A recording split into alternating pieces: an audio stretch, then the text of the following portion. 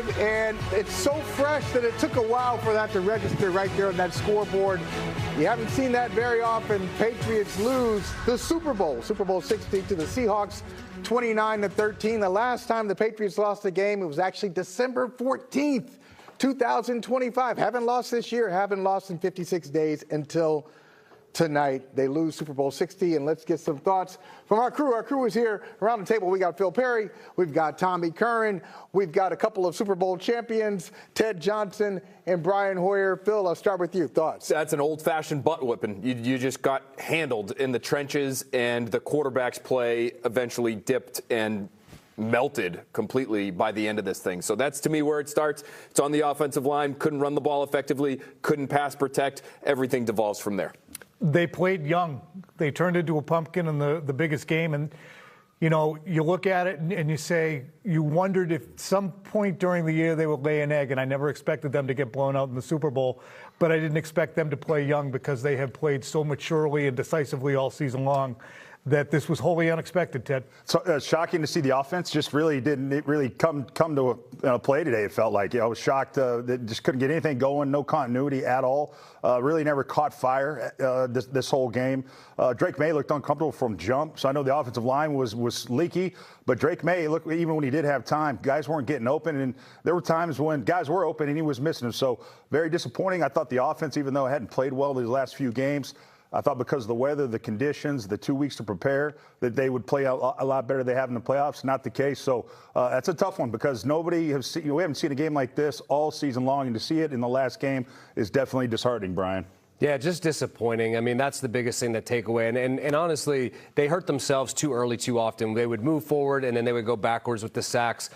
Seattle blitzed a little bit more than they probably expected. And when Drake Maye makes that mic point, and all of a sudden they switch it on him, and it comes over here, you got to have an answer for it. And he held the ball with sacks. And, shout out to the defense for hanging in there. And, for as far off as that game felt, at one point it's only 12-0. You're like, all right, they still have a chance. Christian Gonzalez played his butt off. But you saw it on the defense's face when Drake Maye fumbled. They were it was the dejection kind of hit them, and they tried to battle back, but it's disappointing in the biggest game of the year. This is the time they actually end up getting blown out. I want to ask you guys about a current line. You phrased it beautifully, Tommy, when you said they played young. And I wonder, is it they played young, and was it also a personnel issue? In other words, let's say they knew this game was coming. If you told Josh McDaniels this is exactly how they're going to play you, is it, hey, they've got no answers for it because it's personnel, or is it just the big stage overwhelming? I wonder, Brian, do you think if Josh McDaniels had all the answers to the test before this happened, is it just that Will Campbell is really a guard and not a tackle, and Jared Wilson is really a center and not a guard? Or do you think it's just that the moment was too big? I mean, I think we're here. It's going to be immediate emotional overreaction. And I would say throughout this playoffs, that left side of the line really was the problem. And it just was exposed more and more. And when I would look, even just looking at Will Campbell in his stance, he didn't look confident. He wasn't moving quickly enough. He was a half a second, late off the ball. And it just, I don't know. That's going to be the discussion. Do you move those two guys down and go and get a legit big left tackle like you see with, when you had Trent Brown, or go out and get someone like that? Because ultimately, I don't know so much if this even mattered that it was a Super Bowl. If you're playing the Seattle Seahawks, this is where the matchup really dictated the outcome of the game. Yeah, I think, Michael, I get what you're saying in terms of youth and maybe the lights being too bright for you. I think you can look young and just get overpowered, in part because of your youth. That looked like a JV squad going up against the varsity on the left side of the Patriots offensive line. I mean, it wasn't like they were clearly just blowing assignments, right, Ted? They were there in position, and they were getting driven back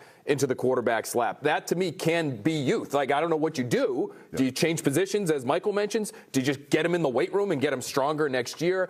But I agree with Tom. They looked young, but they were just getting simply overpowered. They didn't look like they had the strength to hold up in the trenches. Start lifting, boys. Start lifting. This was a great season. They did admirably for most of the season, but they started playing elite pass rushers, and you saw there's some deficiencies there. It's clearly with that left side, and Brian and I were talking about before we went on, where it's almost like the Seahawks gave the Patriots a taste of their own medicine. They were blitzing more than they typically do, and like we said, once the Seahawks saw that they were having issues with it, Heck, they just kind of kept pouring it on. And what happens is even when they're not blitzing, that offensive line is so sped up because they've been bull rushed by the blitz that they can't even handle the 4-man rushes. And you saw Drake May just really kind of like what the Patriots defense did to C.J. Stroud, what the Patriots did to Jarrett Stidham. You get blitz to them early, and all of a sudden their body just speeds up, and they can't ever really get calm and cool. And they were just from the jump, that offensive line and the quarterback weren't on the same page. It was an awesome scheme.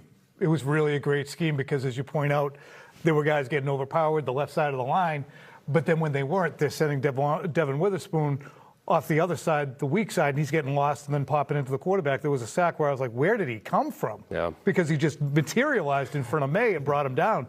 But those conversations, I think, will be interesting off-season conversations to have. Do you hook everything on the Super Bowl and say, well, they can't do it? Or do you say, well, they're going to get better?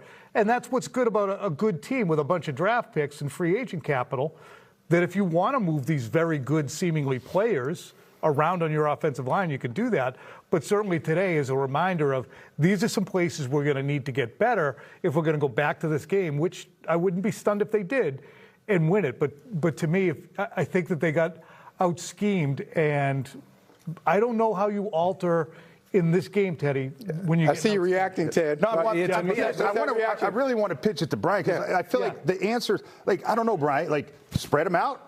Empty? Can we go empty? Can we do some hurry up? Can we do something different to kind of get them? And people go draws and screens. Heck, the draws weren't working. Yeah. I don't. The quick game is Seattle. I mean, Seattle's defense is best of the quick game, so I'm not sure that was the answer. No. I was thinking more empty formations to kind of make the reads clear and get him to calm down. I didn't see that. Yeah, there was a few where he got the short game, pass game going, but you hit on it before, and I've been there. The internal clock starts to pick up, and you saw with his feet. There was the one. I believe right before halftime, he kind of slid to the right, rocketed in there off of Diggs' hands. We haven't seen Drake May really be that uncomfortable in a long time. Even going back to the Houston game, he settled in. Mm-hmm. He never settled in tonight, and then it basically got to the point where it was like, screw it, let's just try to drop back and throw it. And he hit a few deep passes. And I was saying to Michael in there, with that Seattle defense, if you can keep them on the field long enough, they tire out, but they just never able to stay on the field long enough to get them tired, that front four. And I think the one thing that got me too was we heard all along they don't create pressure with blitzing. Well, they hit them this time, and you and I were saying before, if you're a defense and you hit them and they don't do anything to pick it up, just keep bringing it. And the way that they were doing it with the scheme was showing it one way, making Drake declare the protection there, and all of a sudden here comes Witherspoon off the edge. No one's responsible for him, and in that situation, Drake has to know, I have to throw hot. I have to get rid of the ball. I can't keep holding on to it. Yeah, I thought that was really interesting. Brian made that point during the game, was they could see where he was setting the protection. He's oftentimes just pointing, so he's letting everybody know, hey, we're going to slide to the left. And after showing pressure coming from the left, they would then drop out and they would actually bring pressure from the right, and it wasn't able to be picked up and he wasn't ready for it often. There were a couple of throws, and there was one that I think Chris Collinsworth mentioned. He said that might have been the best play of the night from Drake May. It was a little short throw into the flat to Ramondre Stevenson, but it was against that kind of look. It looked like they set the line one way. There was a free runner coming off the other side, and he got it out in time. It felt like he was only able to do that once or twice over the course of the entire game, and a lot of the other times that they ended up blitzing, they were getting home. There are probably 10 million New England armchair quarterbacks on a Sunday night trying to figure out what happened, why didn't the Patriots win this game, or why weren't the Patriots more competitive in this game. You're probably among the 10 million. We want you to join the conversation. Vote in our poll by going to NBCSportsBoston.com/PatriotsVote. Scan the QR code to see it on the screen and scroll down to the poll. And the options right now, I'm going to go to our panel here. The options are, was it Drake May? He missed a couple of easy throws. Was it the offensive line? We talked about that already. Or was it Josh McDaniels? Come on, Josh, how about 2 minutes? How about, hey, Josh, why don't you get Drake May rolling out, take advantage of his legs? If you had to pinpoint it, Ted, and say, this is why this game was not as close as 29-13 seems to be, what was it? Yeah, if I have to pick one, and I think they're all responsible. I probably have to say Drake. I just feel like There were times when he was just holding the ball a little bit too long. You've known your left side has been an issue. I thought he could have maybe scrambled a few more times. And they were playing zone, which is usually what they've. I know they're excellent at it, but it's usually the coverage that he picks them apart. I just thought there were plays to be made. I forgot he got sacked on one play where they showed the end zone kind of view of it, and you see Diggs wide open, kind of open up. If he just would have hung in there a little bit longer, he had him for a big play. I didn't feel like from the jump, you guys, that Drake Maye was comfortable, that he was settled. And so, to me, I put more of it on Drake. I mean, he's won games where he's been sacked 5 times, 6 times, had turned the ball over, but didn't look like that. So I just felt like maybe Drake, this game was kind of big. It was a long season, that it just kind of caught up to him, you guys. I put it on Drake, but it's really the offensive line. And I thought Josh McDaniels did not have his best game. I thought there would be better adjustments at halftime. Come out the first 3rd down and 3. It's a comeback to Kayshon Boutte. A comeback to Kayshon Boutte. That's not what he does. So I thought it was. Everybody's got a little bit of part in this, but I thought the majority of it was Drake Maye. I would say offensive line first. Then impacting Maye, 2, and then McDaniels not coming up with some kind of an antidote in that order. Once he saw what was going on, and I don't know what the antidote is. You can keep saying, well, just do that better, which I think was the approach. Settle down and just do what we're asking you to.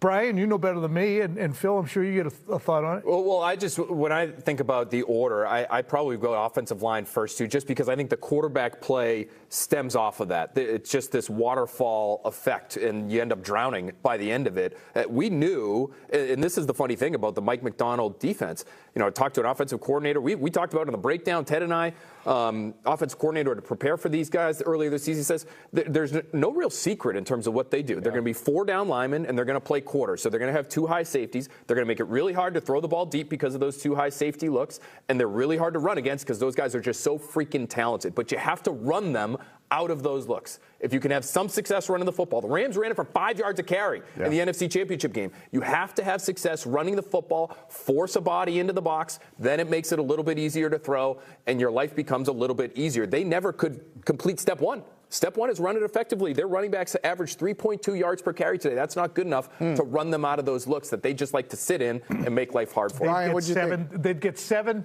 and then they get 1. Exactly. And then it's 3rd. Or they go back 7. I mean, that to me. Let's play some blame game. I hate the blame game. I mean, look, the reality is it's all of them. I know. But the reality is I would agree with you. The line not being able to protect Drake Maye, now all of a sudden he's feeling it. And I've been there before. Now, I wasn't, the runner-up to the MVP award. But the reality was you could see that it had him flustered. It had him double clutching, because the problem is when you get that rush sometimes you have a hard time seeing. There's no clear lanes to throw, so he's like looking, all of a sudden nothing's there. He tries to extend, it's too late. I thought they had some plays in the second half where they came out with some wide zone to Travion, some toss crack, and they got it going. And then it's like, okay, we're in 2nd and short. Let's try to let maybe a play action here or drop back, and all of a sudden you're sacked and you're going backward. It was just too much. Go 2 steps forward and take 3 steps back. And ultimately, for them to be able to win this game, they needed to gain control of the game at some point, and the reality was they never had control. Never, not once. What do you guys think about it? It was 9 minutes left in the game. The Patriots are down 17-9. It's 2nd and 3, and they just kind of got the ball out from deep in their own end zone.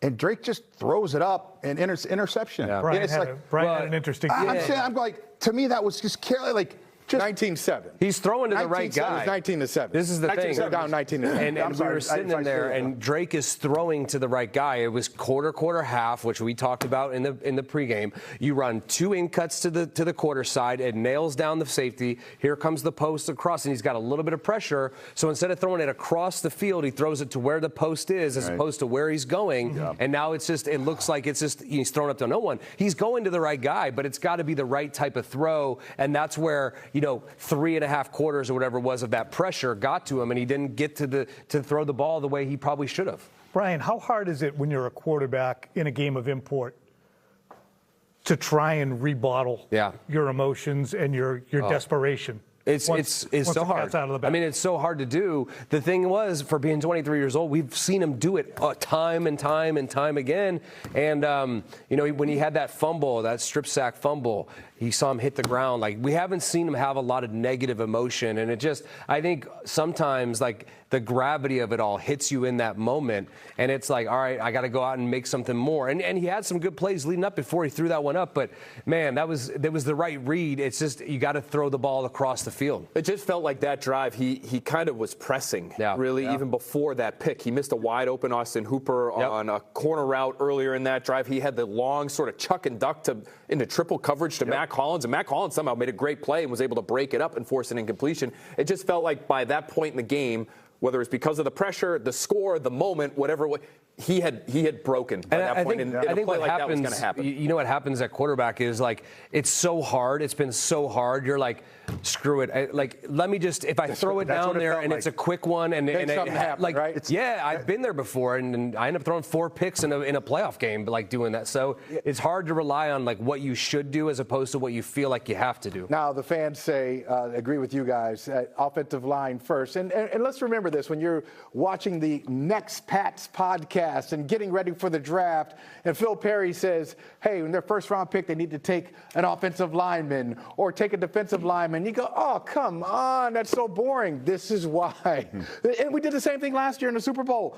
Philadelphia overwhelmed Kansas City. Kansas City struggled on the offensive line. Philadelphia with those defensive linemen. And you get excited on Super Bowl Sunday when your team does it, when it wins on the D-line. But then when it comes to the draft, you want some of